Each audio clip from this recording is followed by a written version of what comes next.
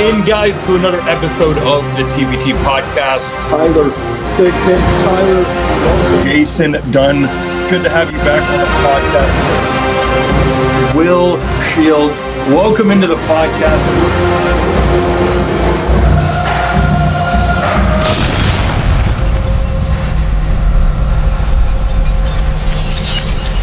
Yo, welcome back everybody to the TPT Chiefs Football Podcast. I'm your host for this episode, Zach Story. Jaden is once again experiencing some medical issues, and so we're going to keep him in our prayers. But the show got to go on, and I'm sure Jaden would love to hear what I have to say about our matchup against the Eagles in week 2. On top of previewing this game, we're also going to go over, just like we did last week, every other game in the NFL and just give our predictions, our winner predictions. And yeah, we'll get right into it. First, I want to start with the injury report. For us, obviously, Xavier Worthy got injured in the third play of last game somehow by running into Travis Kelce or vice versa. Travis Kelce running into him. He is doubtful. Andy Reid said this afternoon in a little media availability. And then Jalen Royals is also not playing. And so we're going to have the same receivers as last game. Last game, Hollywood Brown had 16 targets, which was the most in the entire league. And so if you do happen to have Hollywood Brown in fantasy, or if you happen to be a sports bettor, Hollywood Brown is a hot pick right now because 16 targets is something that only Kelsey's done, in the last few years for this Chiefs team, maybe Rice once last year. And that is a heavy workload. The Eagles do run primarily zone defense. I believe on like about 2/3 or even more of their plays last year at least. And so I do see a potential for Travis Kelce to get more involved this game. But of course, like when you have a receiving core that's so beat up, it also entices the other defense to maybe play outside of their comfort zone, maybe play more man because they know that they have the guys to man up against our guys, while they probably don't have the guys to man up against other teams. And so the Eagles, their typical play is zone, but I would not be surprised to see more man mixed in there with this particular matchup. As far as the Eagles' injuries, Dallas Goedert's out, which is I wouldn't say a huge deal, but that's definitely a piece that has gotten us in the past. That first Super Bowl that they lost to us in, Goddard had some crazy catches against tight coverage, I remember. And then it just limits what they can do on offense because obviously they're a crazy run game, but we've done a good job of containing their rush attack in the past and other teams' rush attacks as well. And then he really unlocks that passing game because obviously you have the two, top 15 receivers, one of them being top 5 in AJ Brown. But then having a tight end that's as reliable as Goddard is really just makes it a lot easier for Hurts. But without him out there, obviously Dotson's their wide receiver 3. He doesn't really get much action. And then their backup tight end might still be Grant Calcaterra. I'm not sure, but I mean he's no threat. We can definitely man him up. And so that definitely increases our chances of winning because he's been known to make big plays at big times for the Eagles. They're also going to be missing Will Shipley.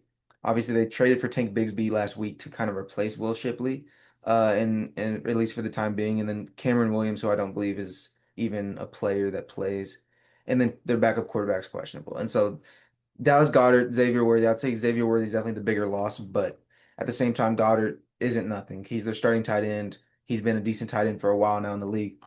Uh, just getting into game plan and what do I see for our offense against their defense and for our defense against their offense. Last year we played the Eagles weirder than any other team because they killed us in the air. They killed us in the Super Bowl in the air, put up over 40 points. Obviously, a lot of those were field position points, a pick six, all that. But on the ground, Saquon averaged like 2 yards a carry after demolishing every team that they'd run into up to that point. And I feel like that's kind of just been our game plan with Spags since I'd say for the last 3 years, we've really been, other than 2 years ago where our pass defense was elite with Snead and McDuffie, we've really been stout against the run and we sell out on the run. We don't have the craziest D line based on, personnel talent wise, but in the past, especially when we had Pennell, we no longer have Pennell. We've had guys that are like, okay, I'm not going to get to the quarterback. I might get a half a sack on the entire season, but I'm going to do my job and clog these gaps and make sure that teams that run the ball can't run the ball against us. On top of that, our linebacking core is definitely more run focused than it is pass coverage focused, which I mean, I believe you probably want that with your linebacking core to be stronger against the run, but Bolton is extremely stout against the run most of the time. Chanel is a force. He will completely blow up plays just by running at the point of attack and getting on some blocks and shutting those blocks. And so Uh, I am not too concerned about the run game, despite it being elite. I mean, they might average 4.5 yards a carry, but we do a great job of making it so that you can't just beat us by running. You have to beat us passing. And Hurts has done that in the past, not just last year, but also in the regular season 2 years ago. However, that's not always his ability. I don't think he just has it out for us and he's able to do it against us. I think we've just gotten kind of unlucky with his performances in the past. He's given us some of his best passing performances of each season. And so I feel better about our defense than I did at the end of the Chargers game, just because I also have to think about the things that we're going to change and the things we're going to improve over the course of the season.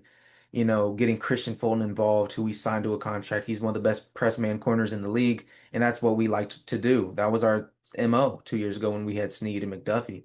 And then that also allows obviously McDuffie to move back inside, as I've reiterated time and time again. That's where he's the best player on the field. If he is in that nickel position where he's playing in the slot, he could be the best player on the field, even a field with Chris Jones on it, a field with Saquon Barkley, because he is that good at attacking the ball. He's that good at covering those types of receivers. And yeah, I mean, there's also the addition of maybe Norman Lott plays. I mean, he wasn't on the injury report, so it looks like Norman Lott's going to be playing.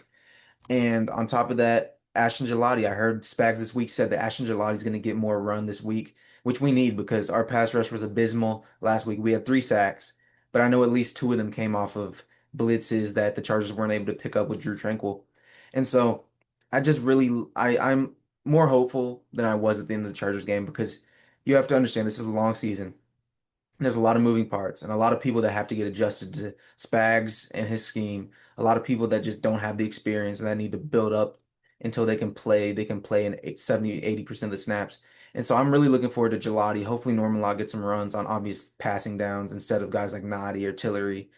And then hopefully our secondary just plays better. Hopefully we don't play as soft coverage because Jalen Hurts is a composed quarterback. There's some things as a passer he's not, strong at, but his composure is not one of them. He will sit behind that line.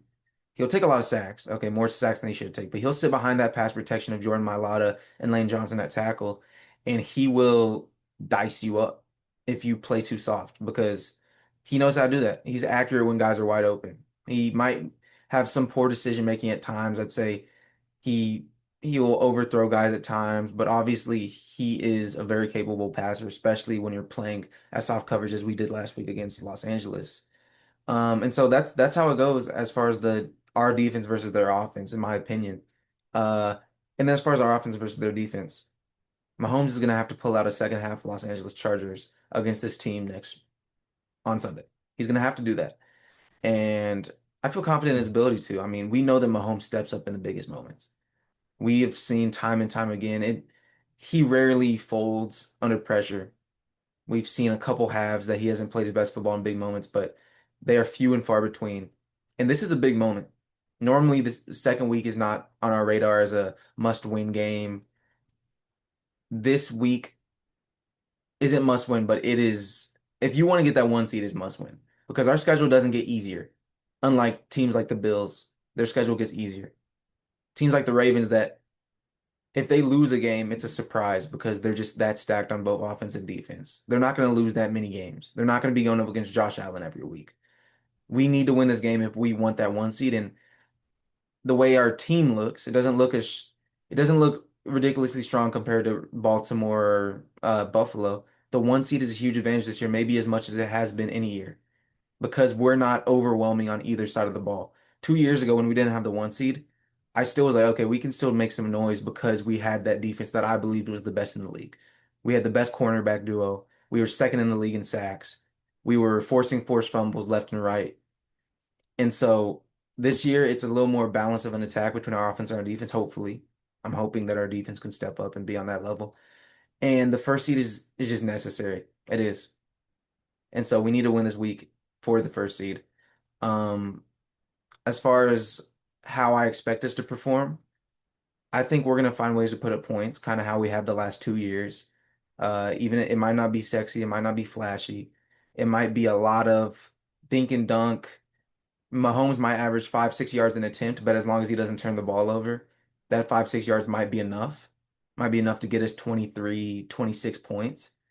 And if it's not, I don't know if we win this game. You know, I trust our defense to a certain extent. Do I trust them to hold a top three league offense under 20 points this week? I don't know about that, but it is an Arrowhead. Obviously, defenses perform much better at home than they do on the road. Uh, and we talked about it with Jaden and Drew on the show earlier in the week. It needs to be more balanced than it was last week. Our running backs got less than 10 carries last week, or 10 carries maybe. That just you can't win that way, unfortunately, because you need to get chunk runs at a certain point to take the stress off of Mahomes having to literally play perfect every play. Because, like I said, a turnover, the more you throw, the more chances you have of a turnover. Fumbles are rarer than interceptions. Okay. If you're going out there and throwing 50 times and running 15 times, your chances of drives being killed by things other than poor play, penalties. Penalties are more common on pass plays. I feel like holding is more common on pass plays than it is run plays, at least in today's game. Interceptions. Batted balls can turn interceptions just like that. And that's what happens when you throw the ball a bunch, especially short passes. And so we just need to keep that balanced attack. Get Pacheco going. I'm not the highest on Pacheco of anyone. I don't think he's some crazy running back that we need to re-sign to another contract. I think he's kind of a guy you draft him. Cool, he can contribute for 3, 4 years. After that, hopefully he can string some 1 year deals together with other teams, but he clearly is good enough where he can get 5 yards of carry against a good team. He can. And I believe we can as an offensive line. I don't know if it's our offensive line or if it's our run scheme, why we haven't had a successful run game these last few years. But whatever it is, something's got to give because you can't win games the way that we've been winning games, even though we have been, because we've gotten some good performances out of our defense the last couple of years, holding teams to, on average, like 17, 18 points. I don't know if we'll be able to rely on that this year. So we need to get a more balanced offensive attack. Um, the X factors for me, I'm gonna have an X factor on offense and defense. X factor on offense has got to be Kelsey. We saw Hollywood produce last game. It wasn't efficient. He should have scored on that deep ball on 4th and 7. I don't know how he doesn't score on that, but he at least produced. Kelsey didn't produce. He had the one um, touchdown on that great play design. There was a blitz, so it wasn't a bunch of guys back in coverage. It allowed him to slip through coverage and then take it for a touchdown. But other than that, he had one catch. He had a drop, and he only had one other target. We need to see more from him, especially against a team like this that plays zone defense, if they do play as much zone as they normally do. That's where he can still feast. He might not be able to beat guys man to man like he used to because he's probably slower than every position player and every defender on the field. But he still knows where that zone is. He could be 80 years old and still know where to go. He just wouldn't be able to get there. But he still knows where to go. We need to see that from him. We need to see him and Mahomes on the same page because I need 70, 80 yards out of Travis Kelce. I need a quick little vintage performance, maybe not even vintage, like the 2 years ago performance from Travis Kelce to really get this offense going. And on defense, we need to see something from Chris Jones that we did not see last week. Okay. I'm not even going to talk about the play at the end of the game. Simply, I saw a graph that showed pressure percentage and double team percentage. Normally, past years, you would see Chris Jones far right when it comes to double team percentage. The only guy getting doubled more than Chris Jones has been Aaron Donald historically over the last 6, 7 years. I didn't even mean to say that. 6, 7, 8 years, okay? It has been Chris Jones and Aaron Donald. Last game, he was below average in double team percentage while also being barely above average on pressures. That is completely uncharacteristic of Chris Jones. Chris Jones has been a game wrecker pretty much since his second year. And we need that. You need to have an X factor on defense with this current defense. You can't, it won't work. We've always talked about the defense goes where Chris Jones goes. If Chris Jones magically disappears and is all of a sudden just an above average player, the defense won't be above average. Guaranteed. It doesn't have the talent elsewhere. It doesn't have that outside corner like we had when we had Snead. It doesn't have the talent at linebacker. We have some good linebackers, but also some guys that are kind of liabilities on certain parts of the field and against certain offenses. We need an X factor on the D line. And that's what Chris Jones has to be. So obviously, I mean, my two X factors are two Chiefs Hall of Famers, two future NFL Pro Football Hall of Famers. But we need them to come through against the best team in the league. Now we're going to go through other week 2 matchups real quickly. I don't know how I did last week. I don't think it was good though, honestly. Watching those games, it was pretty unexpected, a lot of the stuff I was seeing. So far, Green Bay's already beat Washington. It was pretty dominant. They look pretty insane. They're my NFC favorite this year, at least as far as like who I'm rooting for. I don't really care about them or who wins the conference, but if I had to choose, I would choose the team with Micah Parsons on it. Cleveland, Baltimore. Let's go Baltimore. Simple. Jacksonville, Cincinnati. I'm gonna go with Cincinnati because they're at home. I think these teams are built very similarly. Jacksonville has more talent on defense for sure. But I also don't think what we saw last week out of Cincinnati is their real offense. I think they I think their offense is going to be a top five unit. And I just think based off the talent, even though the O line is suspect, Jamar Chase and Burrow showed last year that they really are that tandem. I'm going to take Cincinnati in that one. Cowboys over Giants. Russ looked horrific last week. I watched that game because I was just curious what the Giants were going to look like because I was high on them mainly based off their D line. Their D line performed. They got a lot of pressures and sacks, but Russ was bad. So let's go Dallas. Chicago, Detroit. This is tough. I'm gonna go Detroit based off of the fact that Caleb Williams isn't good, or at least he's not accurate. He can do everything except for be accurate, which is unfortunately the most important thing a quarterback can do. But Detroit got killed by Green Bay. But then we also saw Green Bay kill Washington yesterday. And so I think I'm gonna take it easy on Detroit for the time being because we didn't know that Green Bay was really like that, and Green Bay may be like that. So I'm gonna go with Detroit against Chicago. New England versus Miami. I'm gonna go with I'm gonna go with Miami. They looked horrible, and the vibes are not good. The vibes are not good, but I think they still have more talent than New England, even if it's by honestly a slim margin. Which, if I said that before the season, you'd be like, "What are we talking about?" But yeah, I'm gonna go with Miami. San Francisco versus New Orleans. San Francisco doesn't have many of their players. They don't have their quarterback. They don't have their number two receiver. As far as I know, they don't have their tight end, who is probably the second best player on their team. I'm gonna go with New Orleans. They actually put up a fight last week, and they looked better than we thought. Spencer Rattler was able to at least like move the ball down the field. They still have good skill position players. Like I mean, Olave and Shaheed are good receivers, especially Olave. Kamara's still a good player, and Jawan Johnson is an underrated tight end. And their offensive line isn't half bad, you know. And so I'm actually gonna go with New Orleans. Buffalo versus New York Jets. I'm gonna go with the Jets to upset Buffalo, simply because I want that to happen. The Jets defense in the past has had Buffalo's number. Now I know this isn't the solid defense that has had his number, but it is the same players, a lot of the same players. This new Aaron Glenn defense didn't look great against Pittsburgh, but also their offense looked much better than we thought it would. So it kind of balances out a little bit. I'm gonna go with the Jets. I know the Bills are gonna be without Ed Oliver, who's probably their best defensive player, maybe Taron Johnson. I don't know. A lot of them are just pretty good players. I'm gonna go with the Jets. Seahawks, Pittsburgh. Uh, I trust Mike Tomlin to win football games. And so I'm gonna go with Pittsburgh. It's really that simple. Um, Rams, Tennessee, Rams easily. That might be the easiest so far in my book. Cardinals, Panthers. I go with the Cardinals. They're better on both sides. Bryce Young is not great at quarterback. I know it was 1 week, but also it was like 20 weeks in the last 2 years. So yeah, I'm gonna say the Cardinals win that one. Denver, Indy. Indy looked good. They played the Dolphins, but they looked good. And Denver's offense didn't look good, okay? Their defense looked amazing though.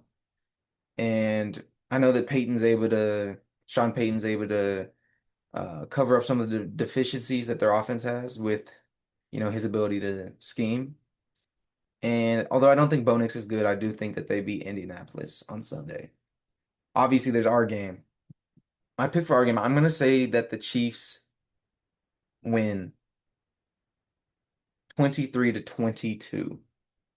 How the Eagles get 22 points, I don't know. I don't know how they get 22, but they're going to get 22. Um, Falcons, Vikings. This is an interesting game. Vikings, easily for me, actually. I don't see why the Falcons would be in a position to beat the Vikings. Of course, it could happen. The teams aren't too far apart, but I just trust Minnesota's defense, their weapons, at least their Jefferson, and then their O-line wasn't that healthy last week, but their O-line's better than it was last year, and They may be getting Christian Darrisaw back. So Buccaneers Texans. I'm gonna go with the Texans. I'm gonna go with the Texans. I think the Buccaneers are good. And I think the Texans aren't great. But I do know the Texans do have an elite defense. An elite defense that held the Rams to 14 points. Um, and Tampa Bay is still probably going to be without Wirfs, who is their best player on either side of the ball. And I just trust Houston to beat them. I think they play good pass defense. They are good against the run as well, and it may frustrate Baker a little bit. And then finally, Chargers Raiders. I'm gonna go with the Chargers. The Raiders are more banged up. Brock Bowers is questionable, and he's their best player on either side of the ball. I think by a wide margin. He's pretty good pass catcher. He's gonna definitely approach some records as long as that man's able to stay healthy over his career. Those are my picks, y'all. That is the end of the podcast for this week. I'm really excited to see what this week holds. I don't have that high of expectations for the Chiefs this week, which makes watching a lot easier. It makes a win so much sweeter. It makes a loss so much easier to palate. And then we move on to next week, regardless of what happens, and we take on the Giants.